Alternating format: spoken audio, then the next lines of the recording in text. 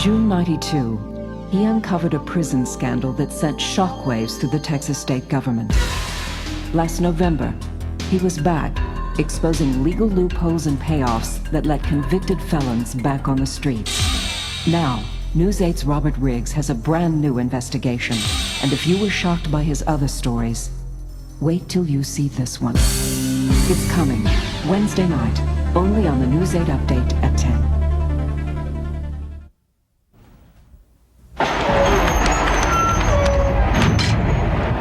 Convicted felons working inside Texas prisons handle some very personal information about private citizens. Copies of driver's license, social security cards, phone numbers, bank account numbers, salaries, even what your boss thinks about you. That's just a sample of the sensitive data available to inquiring criminal minds. Most people would never dream of sharing such details with a rapist, killer, or armed robber. Yet hundreds of inmates get access to personal data on their prison jobs every day. They work at 5 prison factories called records conversion, microfilming and entering data from millions of documents for state and local government. This inmate worked in a records conversion plant. They've seen school records. There were academic records from all the time from when a kid was in 1st grade all the way to when they graduated in 12th grade.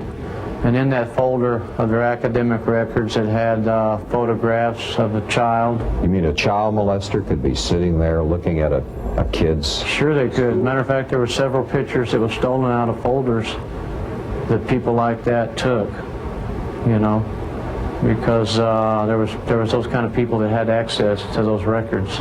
The WYNNE farm is the most heavily industrialized unit in the Texas prison system. There are 6 factories here employing nearly 1,000 inmates, making everything from license tags to microfilming records. Texas requires every inmate who is physically able to work. The state uses the free labor of more than 5,500 inmates in 34 prison factories. It's big business. Texas prison industry sold more than $64 million worth of low-cost goods and services last year alone. The products hold down the expense of running the prison system by making it more self-sufficient. State agencies and local governments take advantage of savings that range between 1/3 and 1/2 off commercial prices. The records conversion plants did more than $4 million worth of business last year. Inmates cheaply convert tons of paper records into an estimated 300 miles of microfilm copies a year. Conditions are somewhat relaxing. Responsibility is pretty much left to us. Now, what kind of things do you do here? Well, I photograph documents of various kinds. Right now I'm photographing court documents. It's primarily my job. Literally millions of documents passed under the cameras and the eyes of Texas inmates. Adult probation records and arrest records, deed records and wills, medical records and divorce decrees from Dallas County, along with final judgments and civil lawsuits and tax office receipts. Personnel files from the Dallas and Richardson school districts, civil case files and copies of checks from Denton County, business and payroll records from the Fort Worth school district, records for 10,000 dentists and 8,000 dental hygienists licensed by the Board of Dental Examiners. Inmates even got a first-hand look at confidential crime records from several Texas district attorneys, sheriffs, and police departments. Did these inmates see information that was, so sensitive, personal, private, that you wouldn't even want them to know it about yourself, much less some private citizen? Sure, especially the inheritance, man. You know, when somebody gets an inheritance and it says this lady just inherited $90,000 and, a 6-carat diamond ring and this and that, I mean, and this is the address on the will, I mean, you get kind of interested about, maybe I can go there and it'll still be there, Or your friends can go there while you're in the joint. Or your friends can go out there while you're feeding them the information. What do you do to make sure that they don't use personal information about somebody in the wrong way? We routinely being every day, any inmate that leaves our facilities, we have the availability to strip search them as opposed to other free world businesses that don't have that opportunity to strip search their employees to prevent them from taking documents or even information. Now, I'm not going to sit here and tell you that they couldn't memorize a name and an address.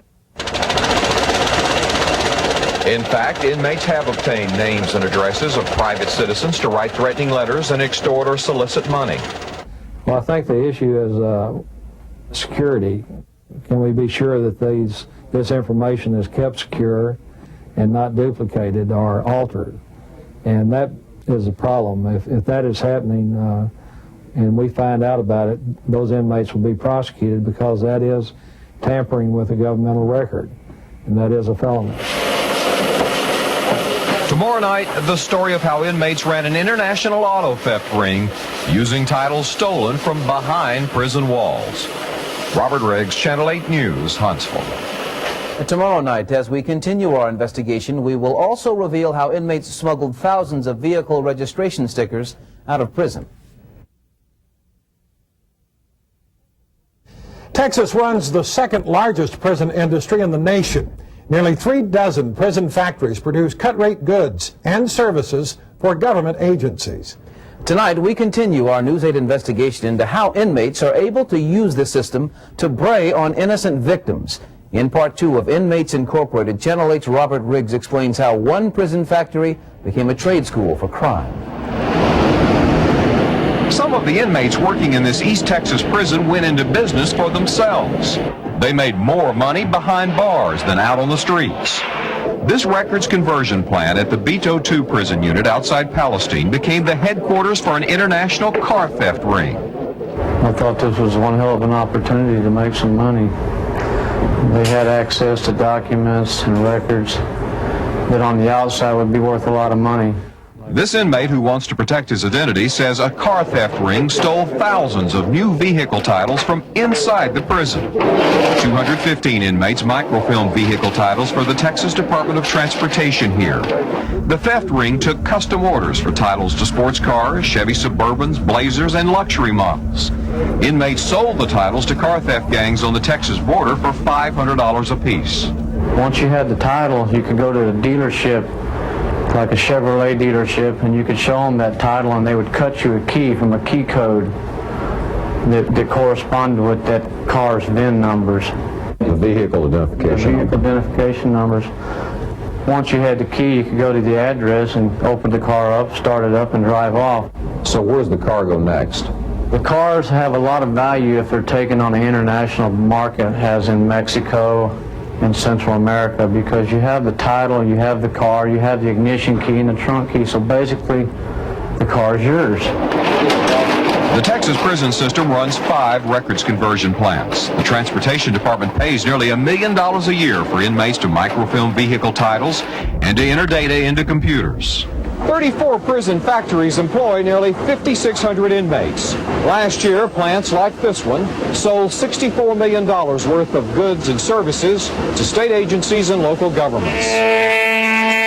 Taxpayers save a lot of money by using free prison labor. State law requires all physically able inmates to work, making everything from license plates to guards' uniforms.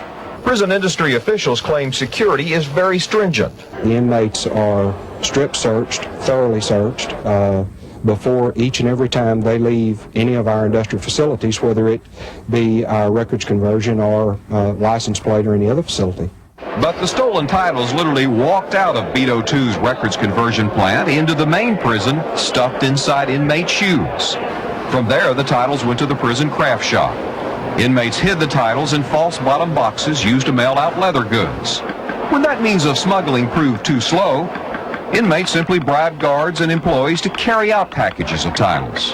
If an inmate comes across a car title, and this is, let's say, a Mercedes, and it's worth $85,000, the inmate has the car title, they have the taxation that the person paid on this car, and they have their home address. So the inmates figured, wow, this guy can afford an $85,000 car. I wonder what kind of house he lives in, and I wonder what he's got in that house. Inmates also print registration stickers. They might as well print money. Those stickers cost motorists upwards of $100. A Dallas inmate who ran an auto theft chop shop says he can't believe prisoners get their hands on titles and registration stickers. I think inmates, based on your experience, ought to be handling that kind of thing?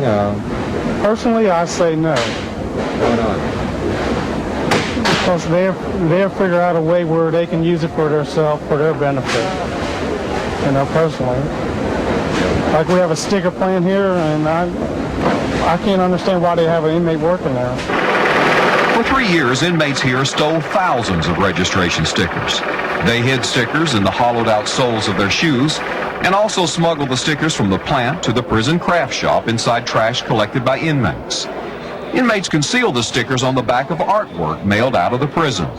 Then, connections on the outside sold the stickers on the black market for $10 apiece and swapped stickers for drugs. An undercover sting by the prison system's internal affairs unit recently put the ring out of business. The Walker County grand jury indicted Michael Edmonds of Garland for tampering with a governmental record. Edmonds, who worked in the prison sticker plant, is serving a life sentence for murdering an Irving cab driver in 1985. Investigators found that only 6 employees supervised 106 inmates in the sticker plant. Internal Affairs officers shut down the vehicle title theft ring at the Beto II prison and arrested a guard who allegedly accepted a $25,000 bribe from an undercover officer. The full impact of the thefts may never be known. Beto lost hundreds of thousands of titles. They don't know to this day how many they lost. They can't count them. There's no way. Robert Riggs, Channel 8 News. Tomorrow night, Robert reports how inmates have access to information about consumers' addresses, buying habits, medical problems, even income. And since our report last night, the Richardson School District has received dozens of calls from concerned citizens about inmates seeing district records. Well, the district wants you to know that last year it stopped a 5-year practice of using prison inmates to microfilm personnel records.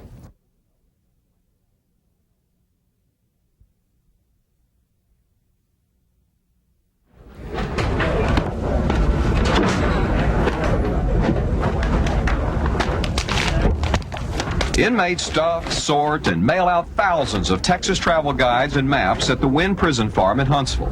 TV spots by the Department of Commerce advertise a toll-free number to order the brochures. Texas, it's like a whole other country. For travel information, call 1-800-452-9292. If you were among nearly 50,000 people who called during last summer's evening hours, one of these inmates may have answered your questions. You may have unwittingly told a convicted felon when you planned to be out of town. Do you think maybe you should have told him it was an inmate, or? As long as the inmate is trained to professionally respond to the client on the telephone, the inmate does identify himself by name. However, he does not identify himself as an inmate in the prison system. I don't really think that it matters whether he's an inmate or not, as long as he is professional. The prison system runs 34 factories that use the free labor of nearly 5,600 inmates. State law requires physically able inmates to work. The legislature authorized the sale of prison-made goods in 1963. It saves taxpayers money by allowing state agencies and the prison system to buy lower-priced goods and services. It's also supposed to keep inmates busy and out of trouble. Inmates also do data processing at 3 records conversion plants. As state work slacked off, the prison system sought data entry jobs going overseas to China and the Philippines. Inmates now transfer the answers to dozens of questions listed on consumer surveys. Supermarket customers across the country who respond to this survey called Shopper Mail get free coupons. Little do they know that prison inmates get a peek at intimate information on marital status, income, home ownership, medical problems, the consumer's signature, and more about buying habits. So telling you a little bit of everything about themselves here. General survey of all products, Coca-Cola products, sugar-free and difficult, Hills Brothers coffee products, and things of that nature that are used in the home. They even have a survey on how many pets people have in the home, or occupation of the adults in the home, or items that they buy through the mail. Their jobs. Their jobs. What activities they like. Astrology. Yeah. Whether they like sports activities or crafts or fishing. Well, you know just about everything there is to know about this person once you read this. That's right. That's right. The convicted burglar can also get a list of the household appliances, TVs, and stereo equipment off the survey. This inmate, who asked to keep his identity confidential, worked in a records conversion plant. Inmates saw information that was so private it motivated them. It motivated them to the point to where they were on a natural high. High on? Trying to get somebody to take care of what they wanted to do, like a burglary, for instance, of a home. Inmates also do telemarketing. They sell products to prison industry customers and conduct surveys for state agencies. The prison keeps track of phone numbers to check up on who an inmate calls. It also plans to record conversations. Prison officials say tight security measures like this strip search prevent inmates from smuggling out documents. But a state senator heard reports that inmates steal information about the juries who sentence them to prison. Larry Kyle runs Texas Prison Industries. If an inmate was microfilming, say, school district records, could there be the chance that as he goes through them, he sees the children of somebody was on the jury that put him away? I wouldn't say that that couldn't happen, but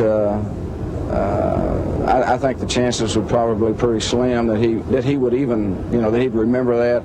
Inmates and investigators say not only have prisoners remembered the information, they've stolen and altered it.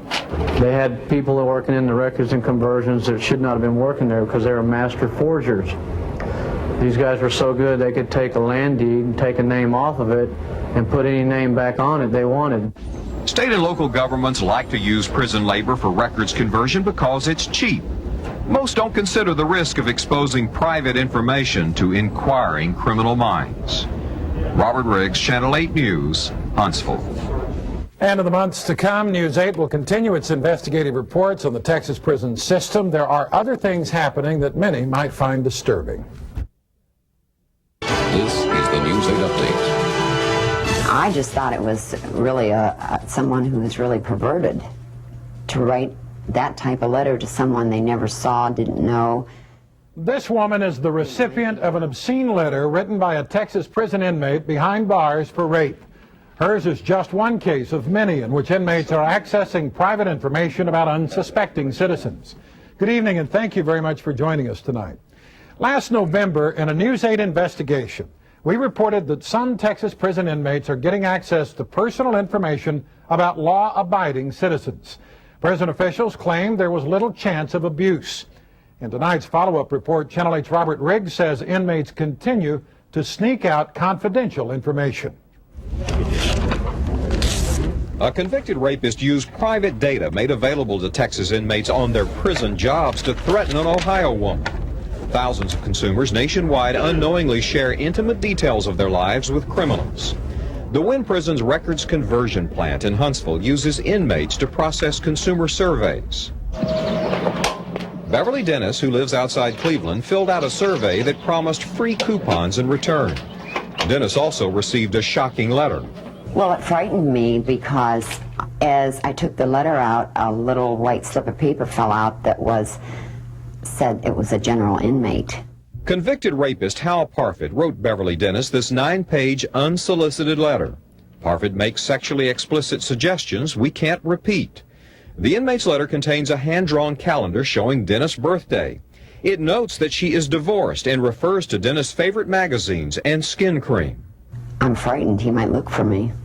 Last November, News 8 uncovered how inmates processing the surveys get a peek at personal information, including marital status, income, home ownership, medical problems, the consumer's signature, preferred products, and more. Their jobs. Oh, their jobs.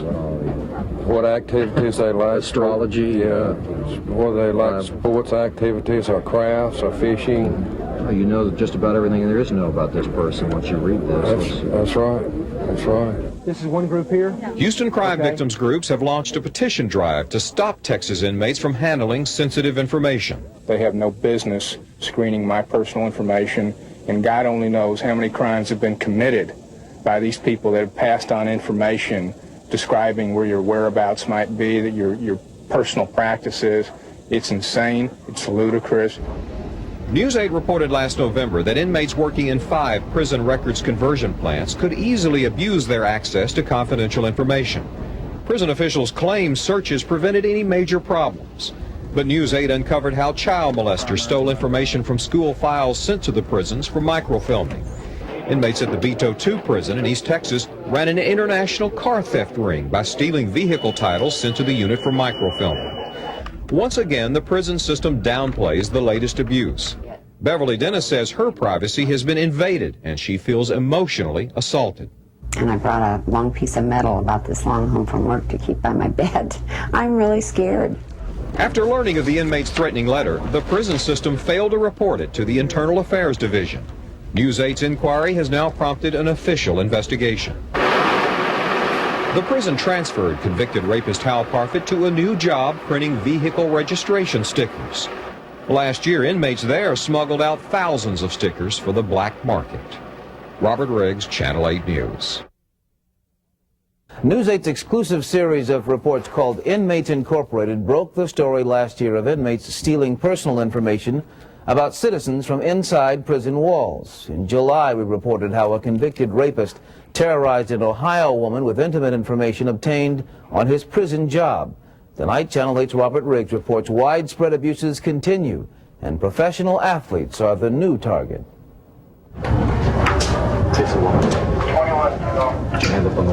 Convicted child molester Edward Kohler says he and another inmate separately stole personal information about Houston Rockets center Hakeem Olajuwon and Dallas Cowboys quarterback Troy Aikman. Kohler says inmates easily gained access to information about two of Texas' foremost professional athletes from records processed behind the bars of a Texas prison. What would an inmate want to do with information about Troy Aikman? What could you do with that? This guy, I hear from somebody who's on my wing, is a coke dealer out of Houston. And he's known for doing crazy things with that information. So he's bragging about he's going to make some money off it. Kohler worked in a prison industry called records conversion at the WYNNE unit in Huntsville. More than 300 inmates provide free labor to process government records. As Olajuwon was back down court. Kohler says he took the registration to Hakeem Olajuwon's 1978 Mercedes. The registration identifies a home address that many security-conscious celebrities try to keep secret. I didn't take it to blackmail Mr. Olajuwon. I didn't take it for any personal gain. It's just that I had it for a keepsake in case they would see. I had it before they won a championship. I wanted it for a keepsake, for souvenir. A convicted rapist recently used personal information taken from consumer surveys to threaten two women. Beverly Dennis of Ohio received a 9-page unsolicited sexually explicit letter. The letter frightened Dennis because it revealed the inmate knew her birthday, marital status, and her favorite products. The prison system canceled a $110,000 commercial contract under heavy criticism for letting inmates process the supermarket questionnaires. We've had very, very few incidences like this, so you can see, and we've processed millions and millions of documents during that period of time.